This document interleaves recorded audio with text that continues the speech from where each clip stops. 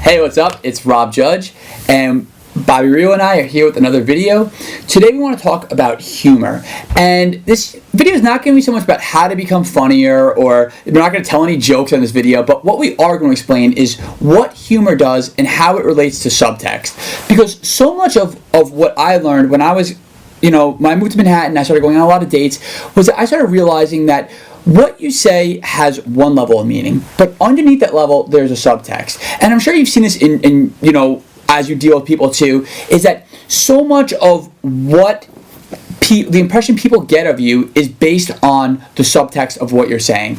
And to give a quick example of that, in one of our previous videos, we were discussing the idea that if you sort of like make a joke or sort of playfully talk about a topic like dating disasters, and a girl starts telling a story about a guy who maybe was a little needy on a date, or he did something that really conveyed way too much interest way too early on.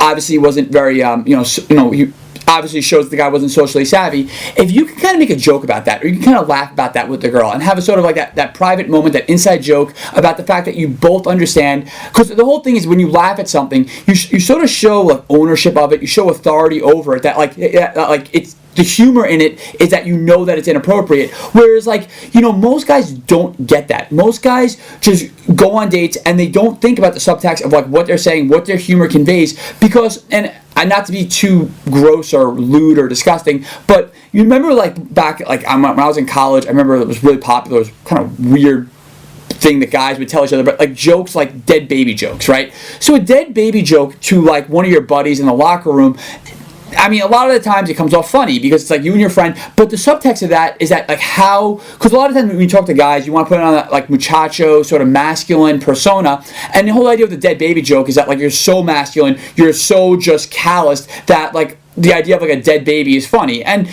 when you're just amongst the guys, like a lot of the times guys will find that sort of humor funny. But the thing is that when you're interacting with a female, if you told a girl a dead baby joke, it would go over horribly, and trust me, because I may or may not have fallen victim to that. And the reason is because what are you conveying to her? You're conveying to her that you're very calloused, you're not sensitive at all, that like the idea of like a dead baby is funny to you. So obviously, like, it's not going to convey the right subtext. I mean, yeah, subtext is extremely important, like Rob is saying, and it can go a lot of different ways. It could be the guy who, and unfortunately, he was this guy a few years back that isn't calibrated enough to know that a dead baby joke isn't going to go over well with a woman, and the subtext there is horrible. But it could also be something as simple as self-deprecating humor, right? Self-deprecating humor can be amazing if the subtext, right, is right. And you may or may not have heard Rob or I, we talk about this idea of cool vulnerability, right?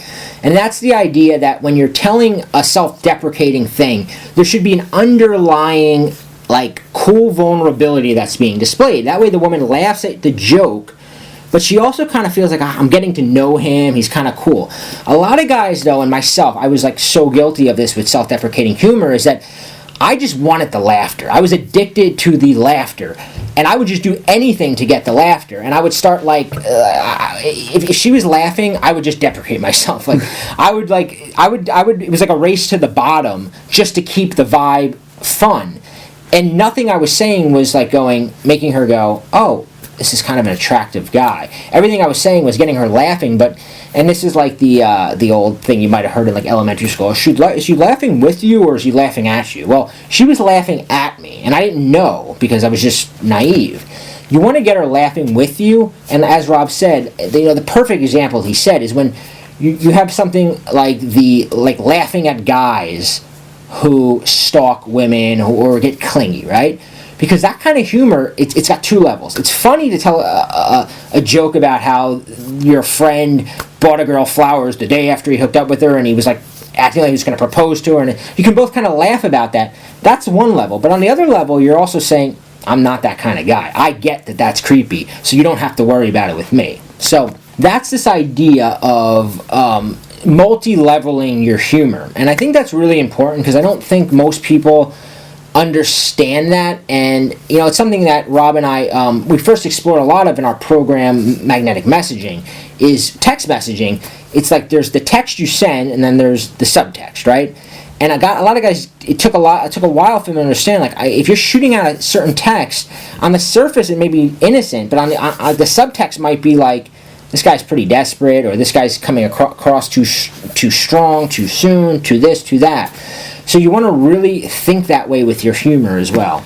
I could not agree more. And that's the thing. I mean, humor is just, it's tough because a lot of guys think, okay, just to be funny, I just need to get a girl laughing. If she's laughing, things are going great. And I had dates where I had girls laughing their ass off, and then the end of the day came, and it was like, oh, I never heard from her again. And the reason is because what is your humor saying about you? Because humor can be an incredibly, incredibly powerful tool if it's used in the right way, when you're using it with the right subtext. And that's why, Bobby Rio and I created this Make Her Horny with Humor course, because the course, I mean, again, it's not like Bobby Rio and I, Bobby and I are really comedians. We're not like, going to stand up. Yeah, I mean, I don't consider myself an incredibly funny person, but the first thing to understand is that the bar for social humor, like humor on dates, humor when you're talking to girls, humor even when you meet a girl for the first time, the bar is set very, very, very low. It's not like you're up on stage. It's not like this is like, Showtime at the Apollo. So that's the first thing you need to understand. Even if you don't think you're an incredibly funny person, you don't have to be. Obviously, we're not. So that's no, lesson number one about, Make Her Horny with Humor is that you don't have to be incredibly funny.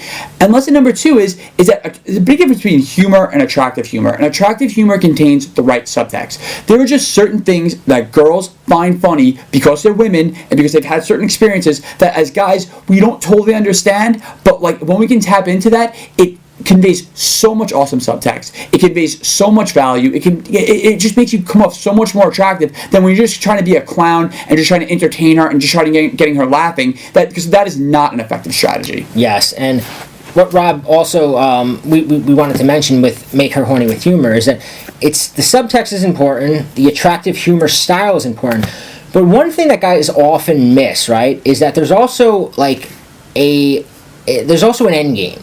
And because there's an end game, it means there's points in the way to the end game. The end game obviously the course is called Make Her Horny with Humor. So the end game is getting her back, sleeping with her, making her your girlfriend, falling in love with her, whatever you want to do after you sleep with her, that's up to you.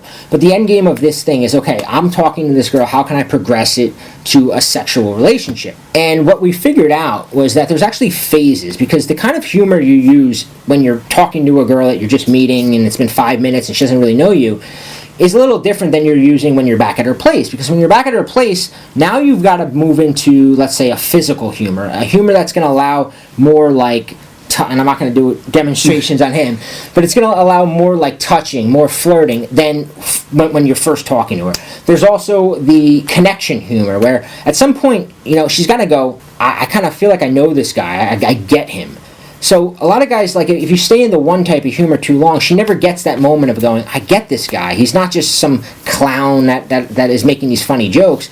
I also get him, So there's a lot of other things that we incorporated into it, and it's 5 phases. We walk you through each phase of humor, and within each phase, we also tell you how to incorporate, as Rob said, the most important thing, which is the subtext, because the subtext is what keeps generating that snowballing attraction that makes her horny with humor. So check out the link below and let us know what you think about this video. If you have any other questions about humor, we'd love to hear them.